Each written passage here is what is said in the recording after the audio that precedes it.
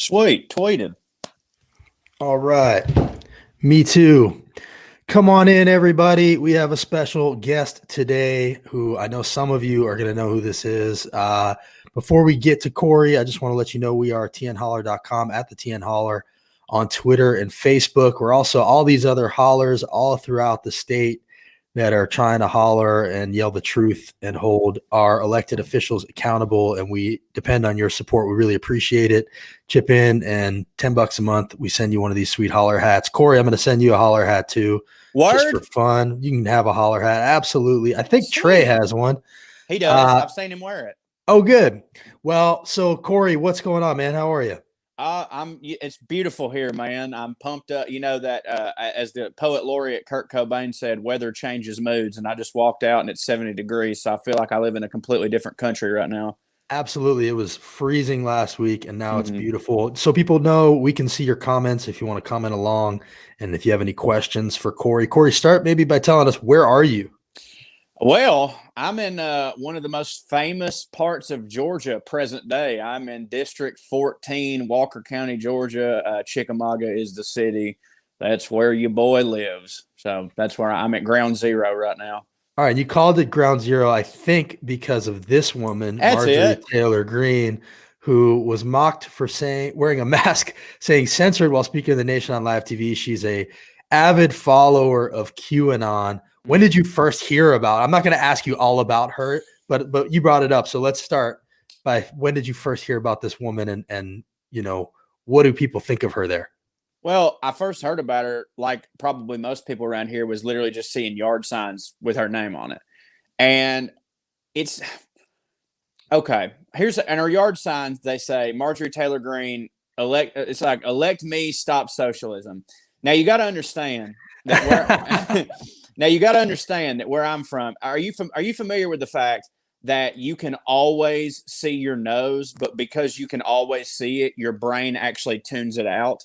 Yes. So, which is why it's the phenomenon of when you're driving to a place that you've driven before, oftentimes you get there and go, wait, I don't even remember getting here, because your brain takes information that it processes a lot and it goes, we don't need that. You see it a lot. So my point is, when I see that sign, it doesn't affect me. I'm just like, right. I'm just like, yeah, okay. I mean, it's like Marsha Blackburn for us. Exactly. I'm like, why wouldn't this be a thing? Like, it's not like that doesn't repulse me, and it doesn't make me want to go, hey, could you define socialism, please, for all these people? Thank you. Of course it makes me want to do that. But at the same time, it's one of those things that I guess I just take it for granted because it just happens all the time. So I start seeing her name pop up there. But I just assume, being honest with you, until I've been kind of a bad liberal, bad progressive dude, in the sense of, like, I really did just think, well, my area and Georgia, the state, were kind of a lost cause. I always vote, but very selfishly, the reason I vote is because I'm like, I bet you they could figure out if I didn't, and then they'd think I was an asshole for like saying all this stuff all the time and then not actually making my voice heard. But like, let me just help you out there. They can go ahead. Yeah. No, I know. Yeah, trust me, that's why I vote. But like, to me, it was like, this is a foregone conclusion. Georgia's going to be red, especially in my district. That a person like this is going to win. But again, I still vote. Now, when Georgia flipped this year, and I started sensing it a little early, but I was like, man, don't get your hopes up, son. You know how that works, being a Georgia fan and all. But with her, I didn't really follow it too closely because, again, to me, it was just like, yeah, this is par for the course. And I obviously regret that a little bit. I don't think I could have done anything about it at the time because, I mean, she ran unopposed. A lot of people don't know that. I mean, she was in the primary, she obviously didn't. But then she had a guy who was running against her. He got death threats, so he left. Is that why? Because I heard it was a family thing. It was really that. I mean, okay, you hear a lot of stuff, but then I hear the other stuff where they're like, well, what they say out loud is not what really happened. And from what I hear, now I could be wrong, but from what I hear, the whole family thing, it was because the family didn't like the fact they were getting death threats. Wow. So that's really kind of an underknown fact. What you're saying there is Marjorie Taylor. First of all, didn't she like move into a district to run there? That's also what I hear. And Yeah. again, I can't confirm this. That could not be true. So But yeah. I will say I've never heard of her before. And it's our district, and Walker County is the biggest county in Georgia. But still, like I know people that work for the county, and I hear a lot of things, and I've never heard of this person. And I also have a very unconfirmed person who told me, and this person lives in Marietta, Georgia. It was like, dude, she was my neighbor in Marietta like 2 years ago. And so that's another part of Georgia. That's another, not in this district at all. Okay. That's close to Atlanta. So it's possible she moved there just to run. She seems to have run unopposed because the guy got death threats. And the thing is, like, here's how I know for a fact the guy got death threats. Yeah. I get death threats. I have got in the past couple. I've gotten death threats my entire career, but like you once every now and then, once in a blue moon. Dude, these past couple months, because of what I've said about her and because of what I've said about QAnon, I mean, my inbox is just constant. Like, the very least I'll get is, boy, you better hope you never run into a real American. Right. We get those too, by the way, here in Tennessee, but I can imagine that you've definitely been under an onslaught. And imagine if I was actually running. Okay. I mean, you're like, I've been sort of messaging you about this, and I know that, you said no. I know. But let me just say, you're talking to somebody who did run. Yeah. So I ran for Congress in a district that's probably as conservative as yours. Mm-hmm. And I just want to say, I know there's probably no chance of convincing you to consider this. I'm not going to expect you to walk away from here thinking you're going to, but I just want to put the bug in your ear. It was one of the greatest things I've ever done. I met so many, and it was hopeless for me too, but I met so many people. It's a great way to know your community. I hopefully encouraged others to run who may not have thought about it. I actually ran because John Ossoff ran for Congress in Georgia. And, I wouldn't have thought about it otherwise. I was motivated because Marsha Blackburn was our representative. Somebody had to run against her. She had been running unopposed for far too long. I went looking to go help whoever that was going to be. There was none. And so I did it. So Correy, let me just put the bug in your ear. It is a great experience. Plus, for a comedian, it's basically like being a comedian, except you're actually talking about the issues. People would eat you up, man. Except for what you're not understanding, the part about me being a comedian is that's why I don't win. And then that's also why when I don't win, I then don't have a career to come back to. Wow. Based on what? Based on what? What are you talking about? Everybody wants you to run. Because everybody sees me as what they want to see me online. Everyone, especially on our side, and you know this, and I'm guilty of this in a lot of ways too. The only way I'm not guilty of this is that I'm a comedian and in entertainment, so I'm a little bit more sensitive to it, and I kind of know how the game works. Every progressive and every liberal wants a perfect person. And there's a lot of people who right now, how they view me is, oh, he's perfect. He's a sweet Southern guy with an accent that thinks the way I do. And by the way, I am those things. I'm absolutely those things. But I'm also a guy who started out doing stand-up comedy when he was 16 years old and drank, did every drug known to man, said God knows what. And also the type of shit that people are going to say about me in this campaign, by the way, a lot of them not true, guaranteed. I know some of the people I went to school with, and even now that I'm not running for anything, I'll hear some of my friends go, hey, so-and-so said back in high school you did blah, blah, blah. And I'm like, I didn't even have that class. Like, what are you talking about? So my point is like, I feel like if I run, then all of a sudden it just goes deeper into my Facebook, deeper into my Twitter. And it's like stuff I don't even remember saying that. I was trying to be funny. And then I don't win the election because I was never going to win. Because what you have to understand is people in my area don't like me. It's so liberating. You're probably not going to win. I know, but then I don't have a comedy career to come back to because I get canceled for some bullshit that Marjorie Taylor Greene says that I did. I will say this: if you ever were to do it, definitely before you ever told anyone you were even thinking about it, go through your Facebook and Twitter. Oh, I've done shit. I did that 5 years ago. Right. But I'm saying I've had people just in the past 5 years that our tour has been popular. I've had people from around here say some crazy shit about me. Some of them I'll admit were half truths, that said some crazy shit about me that I'm like, hey, first off, that part, that's not even true. And that second part, if you contextualize that with the fact that I was 17 years old, then whatever. And I always have to go, yeah, you know what? I'm very sorry that I'm not the same man I was at 17 years old. But my point is like, I don't want to go through that. And selfishly, I don't want to stop being a comedian. That's fine and totally fair. This is your life. I want you to keep convincing me. Go ahead. Okay, good. All right, good. I'd like to. I have 2 DUIs. Never came up. Jewish. That wasn't a thing. Really? Yeah. They wasn't just knew they was gonna whip your ass anyways. Probably true. Yeah. I definitely was not a wallflower in high school, college either. But what I will say is this: there's a guy who just ran for president and won, who stole from his own charity, had like 22 women say he sexually assaulted or raped them, admitted it on camera. Yes. Nothing you did is going to be worse than anything that man does on a daily basis. Okay, but you're failing to see the big picture here. I'm not running in his party.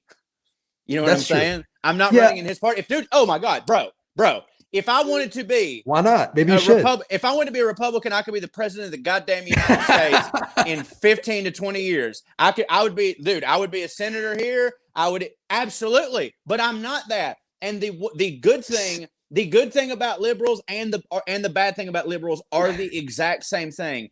We have insanely high standards. Yes. Okay. And here's the deal: if we didn't have insanely high standards, Al Franken would be the president right now.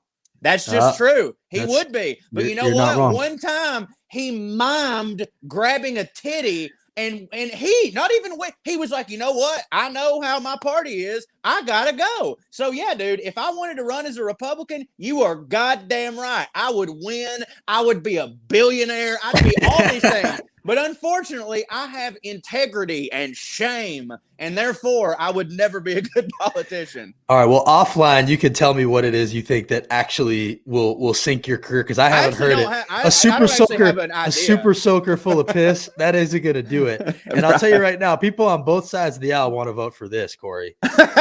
People on both sides of the aisle want that to represent them in Congress. I tell you that right now.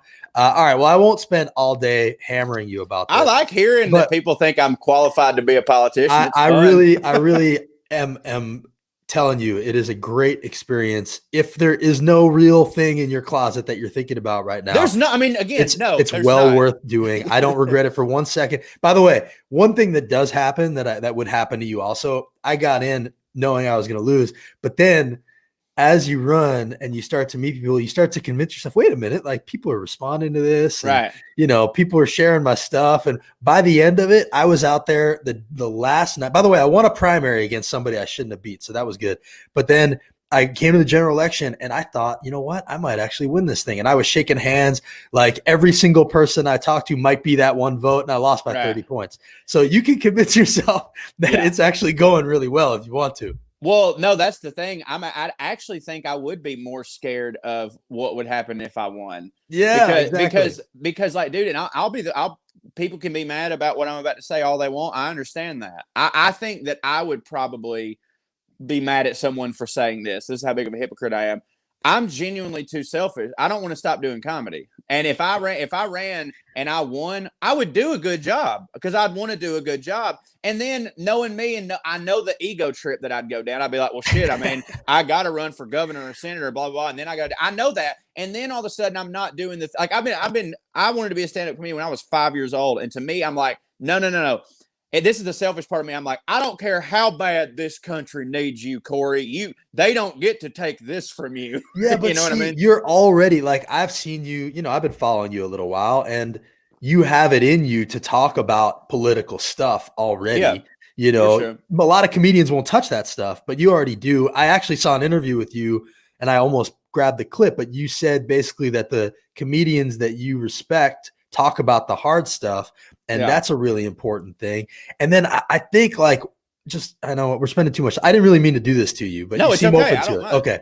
Oh, I'm not mad right now. I'm flattered. Are you kidding me? Okay, good. Well, you don't need to not do comedy to run for. I'm telling you, this is what running for Congress is. Running for Congress. What does this sound like to you? You go from place to place, giving the same speech over and over again in a different spot to a different crowd, and you change it up a little bit based on what's going on. I mean, what does that sound like to you? Yeah, so but I'm you don't funny. really need to stop. So be funny. Are you kidding? Being funny would make you way more I wouldn't likely make as much money. That's true. There you go. I'm very I need that goddamn paycheck back. Okay. You are allowed to pay yourself, though. A lot of people don't know this. You're allowed to pay yourself. I don't trust myself. No, you're allowed to pay yourself basically what you were making before, and they do that actually for a good reason. I didn't do this, but they do it to make running for office more accessible to people who don't have a lot of money. It's a good reason. They passed it a few years back, and I think I know that other people have done it. But I mean, think about it. Ocasio-Cortez, she was a bartender. Right. Like, it's good for regular folks to get in there. And once you get in there, oh my goodness, be yourself and everybody will love you. And that's what we're seeing more and more of. So, and then Samuel says, got to get Trey and Drew also. Let's segue out of the hammering you for running for office thing. I'm going to keep doing it in the DMs though. And if you have any questions about it, please feel free to ask. It was a great time. How do you know Trey and Drew? Where does that all come from? I've known Trey and Drew actually for going on 10, 11 years. Because when I met them, they had just started doing stand up, and I'd been doing stand up for maybe 6 or 7 years or something like that.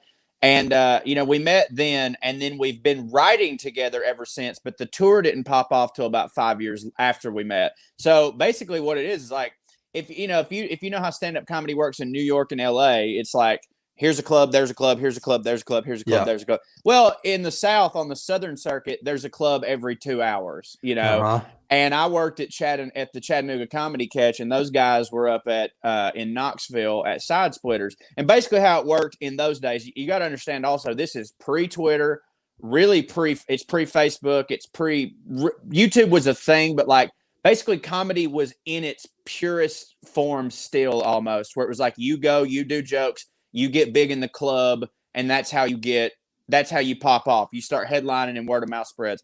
So how it would work was we'd have an open mic down in Chattanooga, and those guys had done a million shows in Knoxville. The crowd they'd done the same stuff to the same crowd forever, and they're like, all right, we got to go do a show in Chattanooga and try these jokes out to new people. So they'd call us and they'd be like, hey, we're going to bring 10 guys down there. Can we do a showcase? And then we'd be like, yeah. And we'll send 10 of our guys that night or something to Knoxville, and kind of swap out or whatever. And we would pass each other. And then we would do shows together and stuff. And it was an aha moment for all three of us because we all heard and we're different. We all have a different style of comedy, but it comes from the same place. And that place is this. There's two types of Southern comedians. Both are fine, by the way. But there's usually two types of Southern comedians. We say that this is our kind of canned answer, but it's the best answer.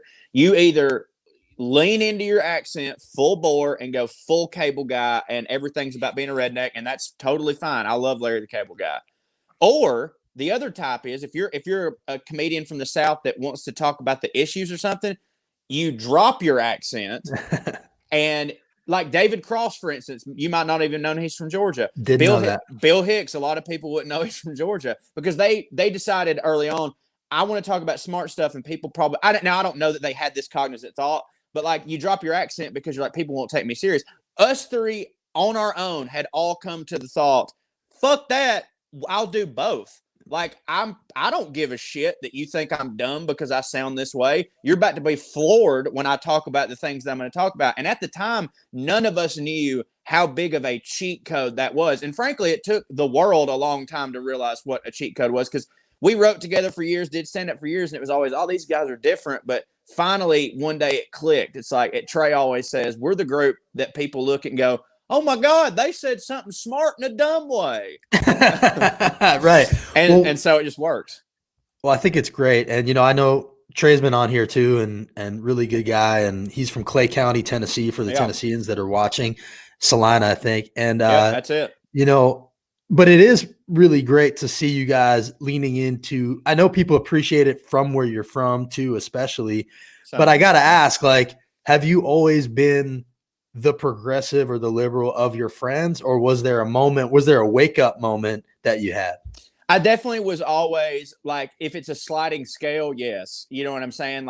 even when I look back at myself in high school, when I wouldn't consider, I look back in like shame with so many things because, I grew up in a pretty much all white place. A lot of it was from, I realize now, like, man, so much of what you learn, it wasn't that your teachers were trying to lie to you. It's just that that's literally what they believed because that's what they'd been told.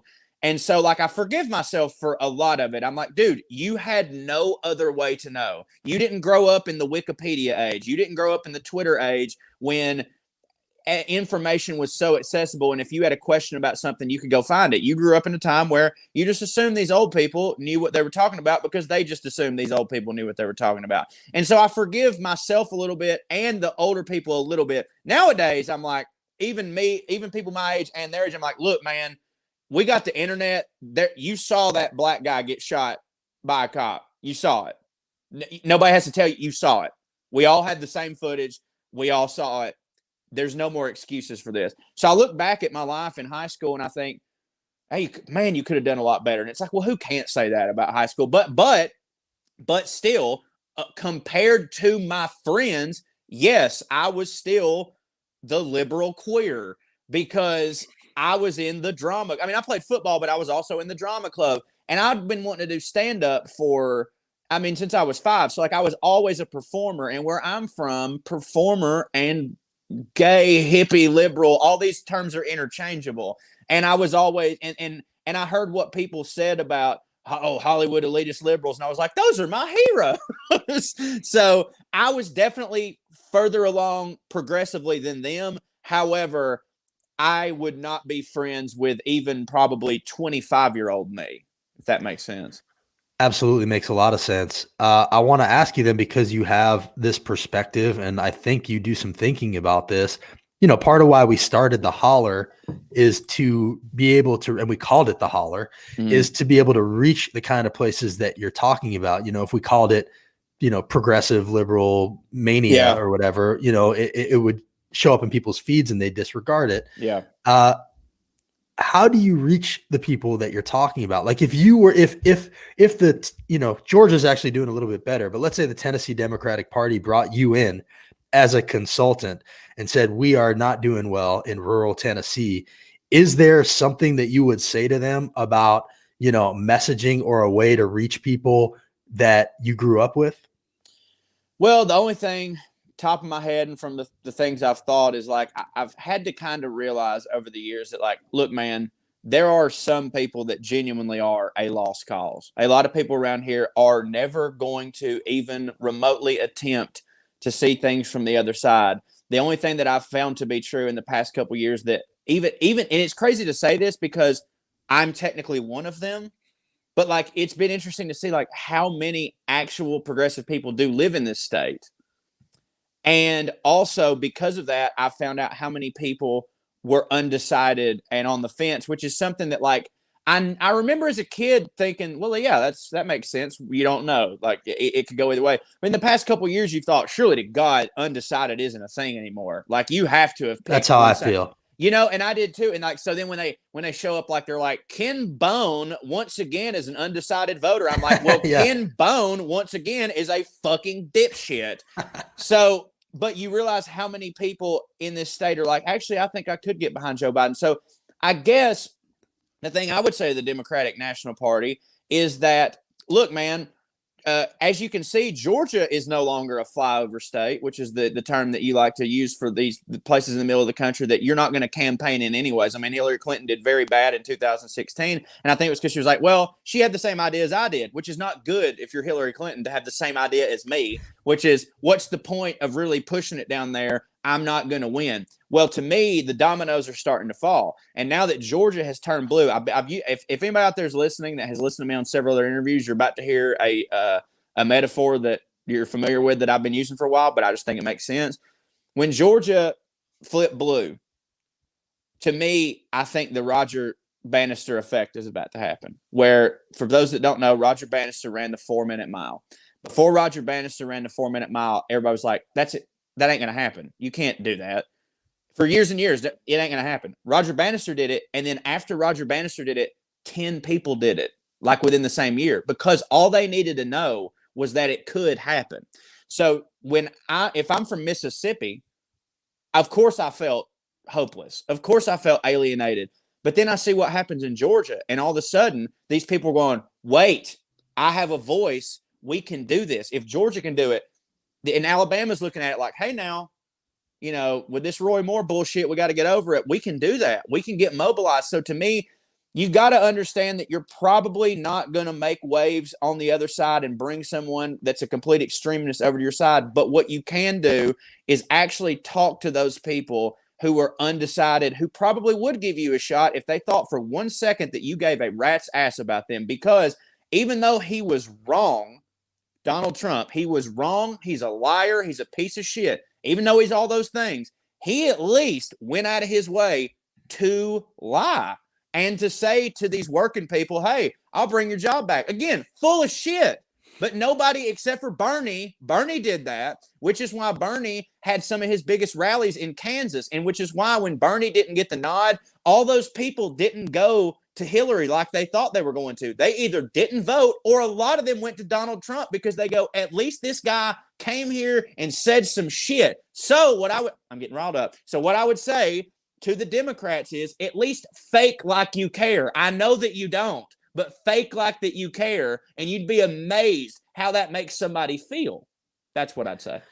I think that's really good advice. I think a lot of it is about feeling heard. And, absolutely. I have a neighbor here. He didn't vote for me. But, we sat down to talk when I was running, and, some of the things that I think a lot of progressives and liberals and Democrats just sort of assume is like trolling on their part.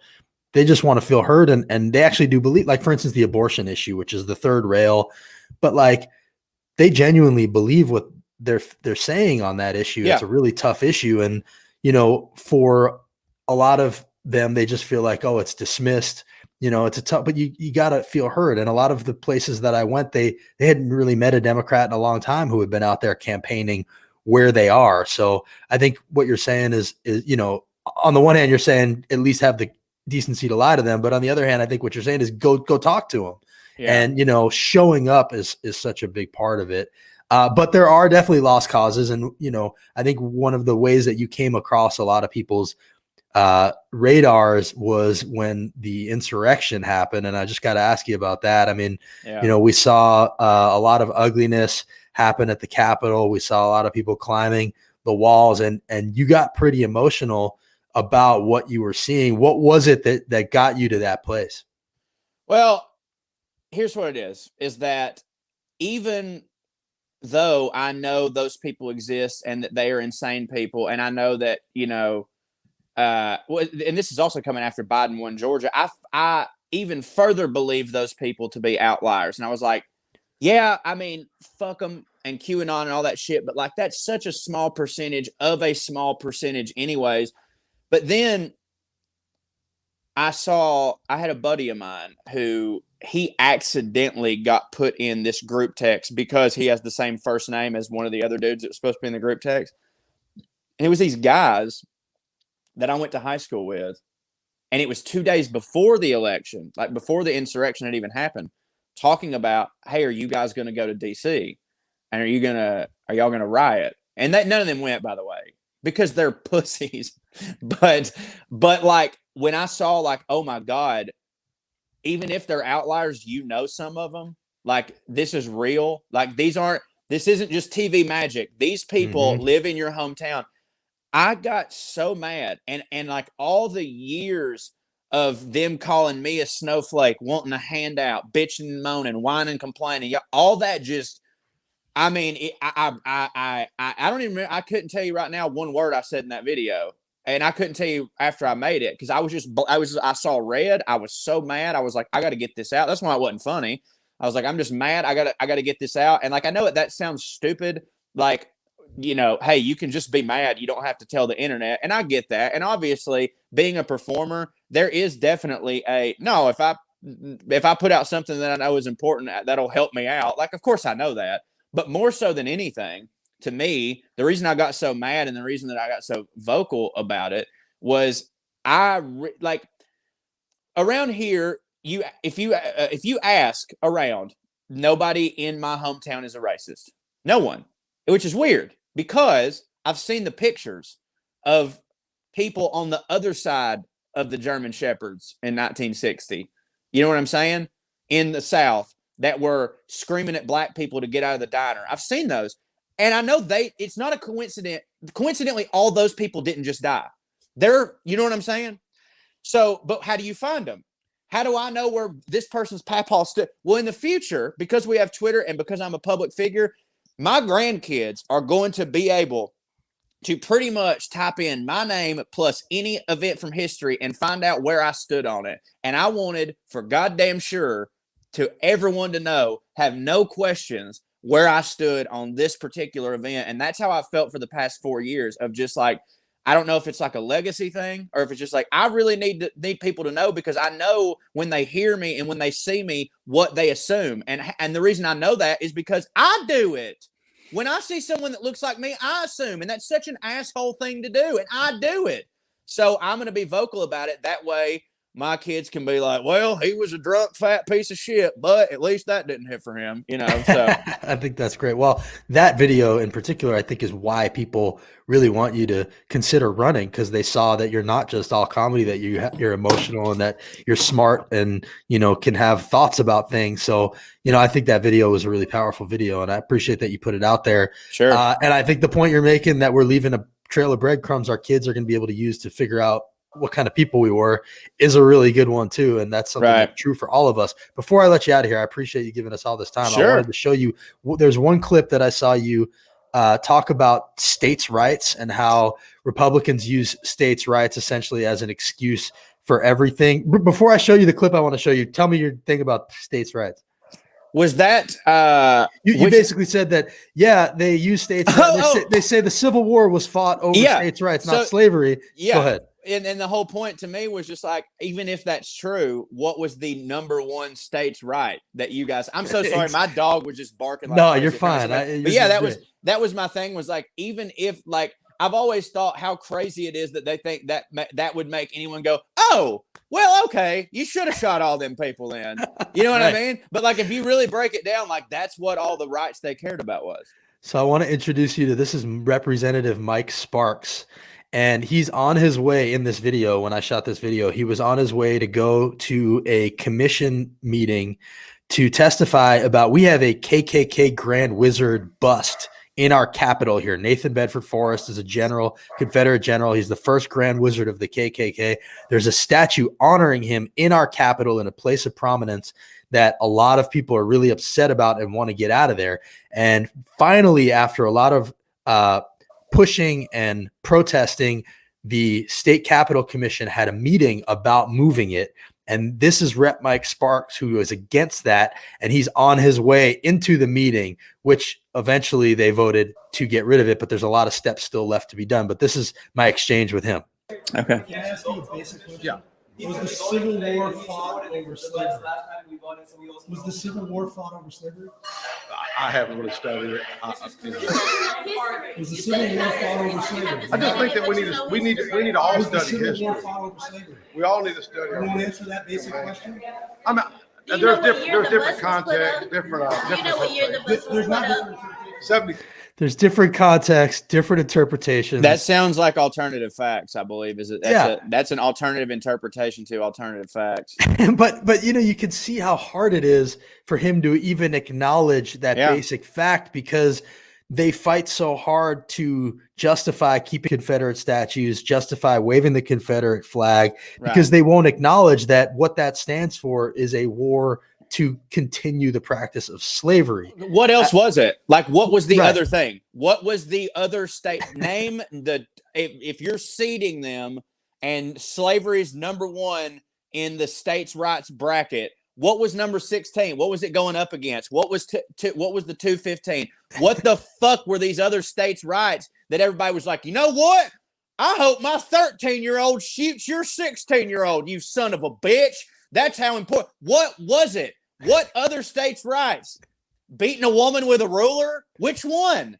Either way, it's bullshit, is what I'm saying. Like, no matter how you break it down, the war was fought because the Southerners wanted to keep their way of life. What was the main difference in their way of life versus the Northern way of life? It was colder up there. That's the only difference. No, it ain't. Shut the fuck up. It was slavery. Right. And we still see it to this day. They use that as an excuse, states' rights. They use it to keep voter suppression laws. There's HR1 right now, which they say is going to take over state elections, but really it's just trying to keep voter suppression laws from taking hold. So the states' rights thing never went away. And on some level, it feels like the Civil War kind of never did either. That bullshit about it. Yeah. I mean, that's these same people too. They're like our government should be run on the 10 Commandments. The 10 Commandments should be in the Constitution. Look at that person and say, actually, I think that should be left up to the states, and see what they say. Right. You know what I mean? They don't fucking believe that. They don't believe any of that shit. They don't. They know good and well that it was about slavery. It's just that these people are still in practice mode of putting on the face of, I'm not a racist. Like they're playing a character every day. Like they're improv artists. They're absolutely tremendous at it. So in the whole, no, I'm not a racist. I definitely wanted to eat pie next to a black guy in the 50s. Also in that is the Civil War was not about slavery, because that's what they used to always say when I was a kid. Yeah. When I told you earlier about, like, by the way, I believe that they believe this. I believe in my whole heart that they believe this. The point is that now you can go. You don't have to just rely on your 11th grade history teacher who was also a coach, who was also banging one of the cheerleaders, but it was fine back then because it was a different day. You can actually go look at it yourself.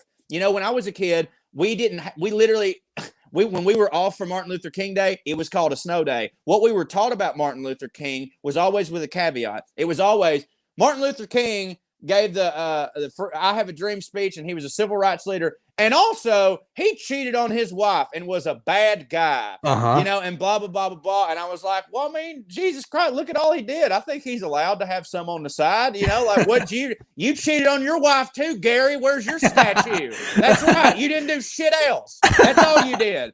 So like, it was very, that's what we like. Whitewashing in its most concentrated form was taught in our history books as kids. And again, I'm not blaming every coach and teacher that I had. They were reading what was in the book, written by an old white man who didn't want to deal with the fact that he was fucking wrong.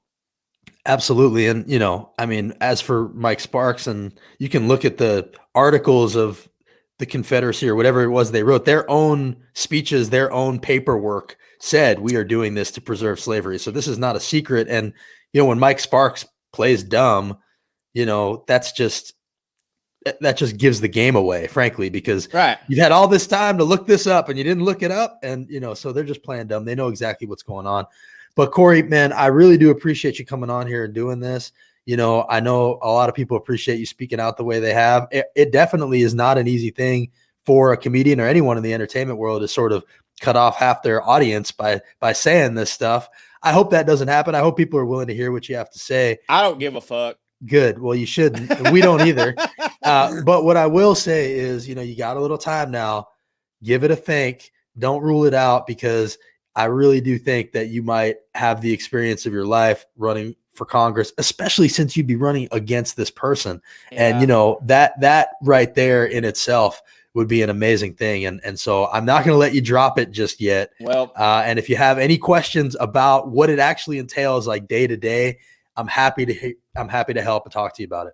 I appreciate you, and I'll consider it. But at present time, I'm just going to continue working on this cartoon I've got, and that's more important. And selling this pilot that we just wrote. So, good. But well, I mean, look, man. Do you want to tell us about the pilot? Pitch anything you have that you want people to go check out right now. I actually can't talk about the pilot other than to say, hey, I'm writing a pilot. But yeah, you just right there, you see it at Correy R. Forrester on Twitter. Follow me from the holler if you ain't. And CorreyRyanForrester.com. I have two podcasts. I have like 7, but 2 that I will mention. The Well Read podcast with Trey and Drew, who we talked about earlier. We've been doing that for 4 years. And also Through the Screen Door with Correy Ryan Forrester. That is my personal podcast. Oh, look at there. God dang, boy, you quit. It's sort of I'll be honest with you, for those out there that listen, I'm sorry that the past couple of weeks have been kind of a departure from our normal format. My producer and co-host Matt Coon had tumor surgery, so it's just been a whole thing. But it's kind of my love letter to like variety shows and Johnny Carson and stuff like that with kind of a Southern twist. We talk about movies. We talk about comic books. I have an opening monologue. There's sketches. There's movie reviews. It's fun. So that's all I got going on right now. And but just follow me on the Twitters and y'all be safe and shit. All right. Well, we are definitely going to check you out on those things, and I'm going to send you a hat. Can I ask you for one favor before you go? Sure. Can you say I'm Correy Forrester and Foller the Holler? I'm Correy Forrester and Foller the Holler. Beautiful. Correy, thanks so much. Let's talk to you again soon. Thanks for having me. Keep up the great work. All right. Absolutely. Appreciate you, man.